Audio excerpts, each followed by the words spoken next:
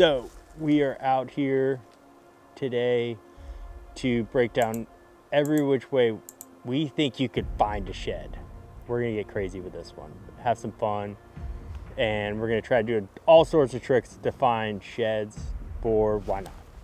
We're gonna have fun.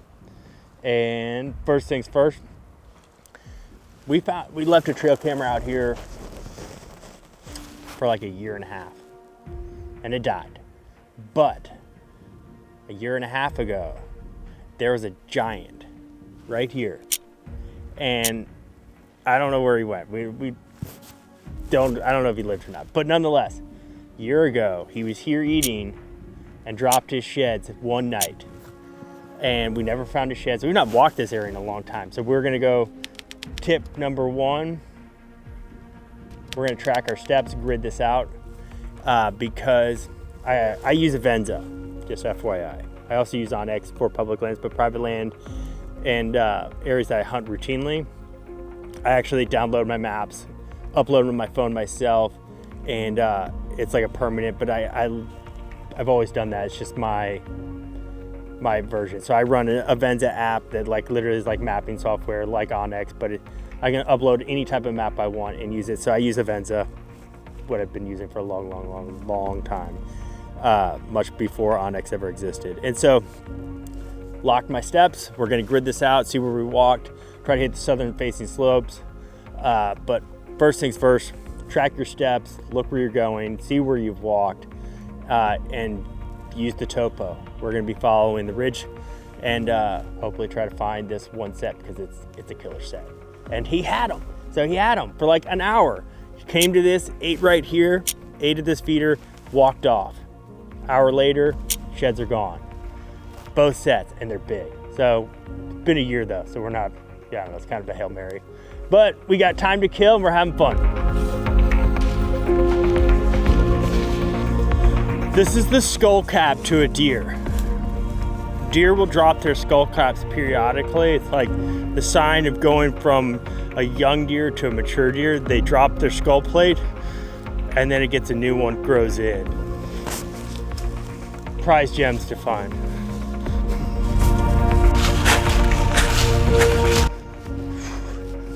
You feel confident it's the same deer? What deer? You think that was him that lost his antlers? Pretty sure, cause like, yeah. I guess another skinny buck showed up. Yeah. We're gonna keep looking and give some more tips.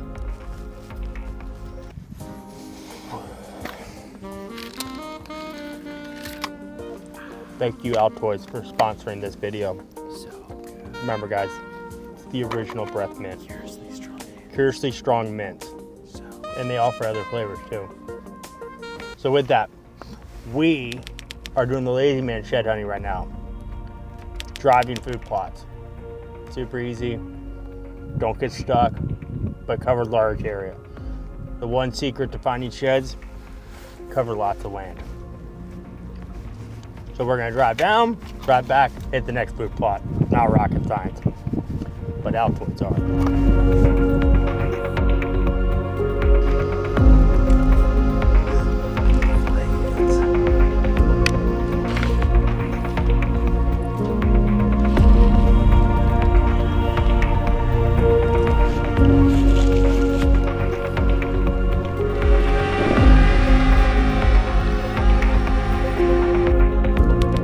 So, using a drone to find sheds does work, but it is difficult. It's if you're using something like an FPV drone with the goggles, I feel like that's your best shot because you get to have the wraparound vision of the goggles and no glare.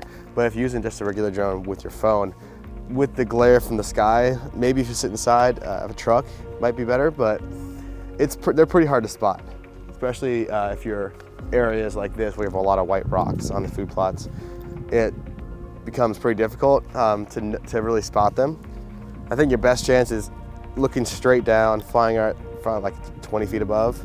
You really get to see like the different shapes, and you can find like the curvature of the antlers. But I'd say it works great for the larger antlers. If you're looking for something smaller, you might miss it, and yeah, it's a bit tough to see. But what you can do is kind of scout a big area. Like a big fruit plot work great. And if you do notice something, you can go after it. But yeah, it works. It's another tool in your tool belt. So, you know, right as you're pulling out your drone, you know, maybe you could pull out some, you know, your Altoids too, to get, you know, make sure you're nice and refreshed before you fly the drone, because you know, you got to have that clear head. So, great tool that you can use for shed hunting. So another area to heavily focus on is southern facing slopes. I know this area, this directly south, north, and so this gets the south, hits that slope perfectly.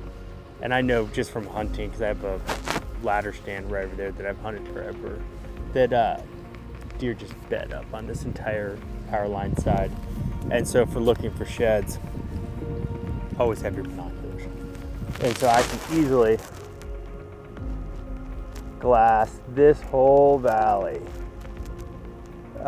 When the grass is taller, it's tougher. You're not gonna be able to find anything, but the grass is pretty, we mowed it a while ago, but still we whacked a lot of the heavy thick stuff. And so you can scan this whole field side and pick up any sheds. I normally will always pick up deadheads this way. This is probably how I find 99% of my deadheads. Sheds, you gotta take your time and just slowly just scan it. It helps if you have a spotting scope, but you can easily, instead of having to walk up and down that hill, get a good vantage point, just kind of work your way down slowly. Pick one side, work your way down, go over, go up, down, just kind of grid off this hillside to find what you can find.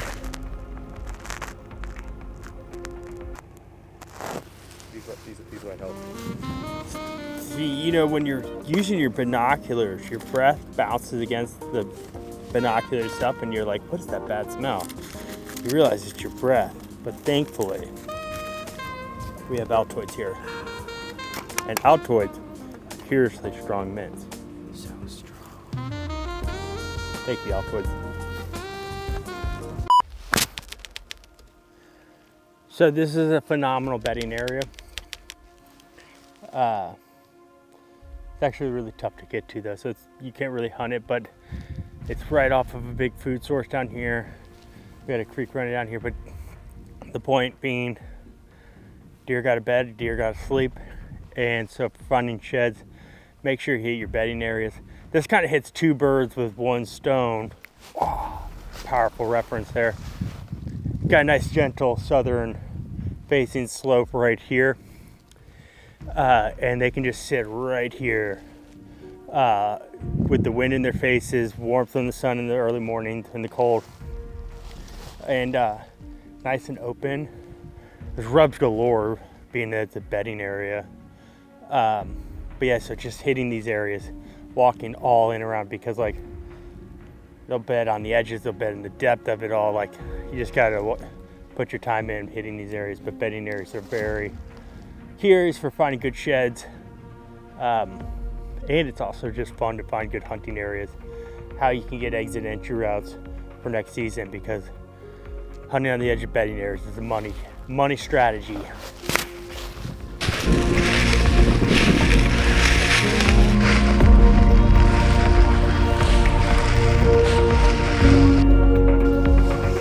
Come check this out.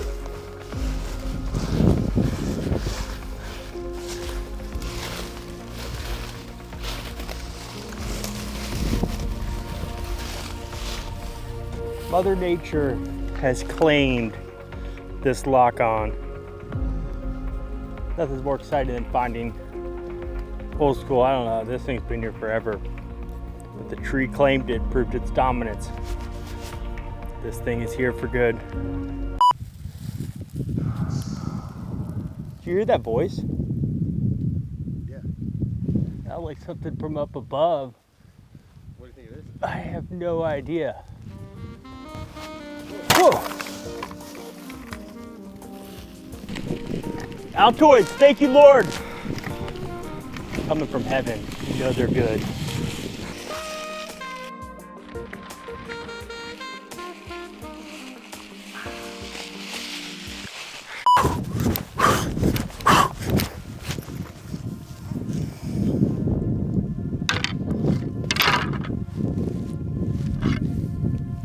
actually not a bad shed.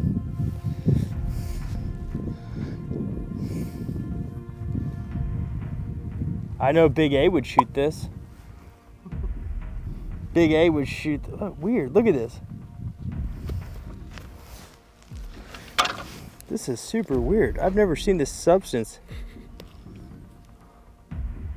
This deer's probably dead. Look at this, like part of his skull or skin or something. How clean that shed was. Yeah, but like, you think the deer polished it when? He probably like found a really good sharp rock. Or licked it.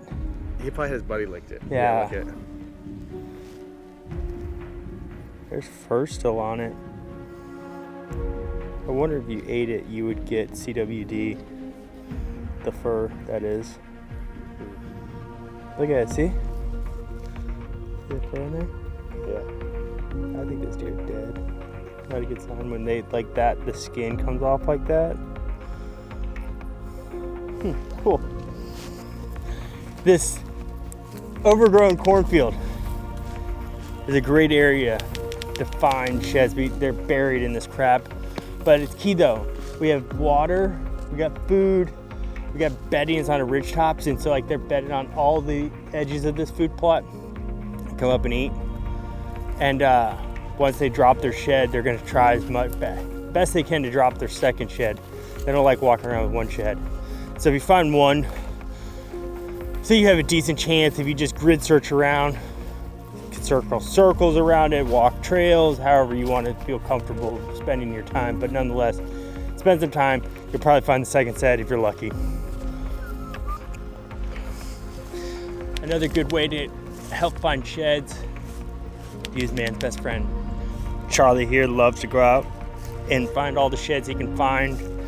And you can cover a lot more ground, or he can, at least, and cuts down on the finding and the tight stuff you just don't see straight out of the gate.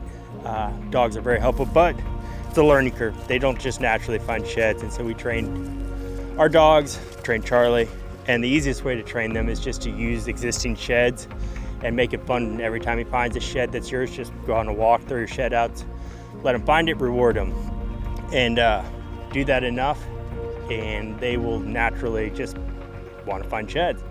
And so we'll take them for long walks, walking on the southern slopes, all that. And so, yeah, I think dogs are fun. It's always great to get dogs out in the woods with us. He loves it, I love it.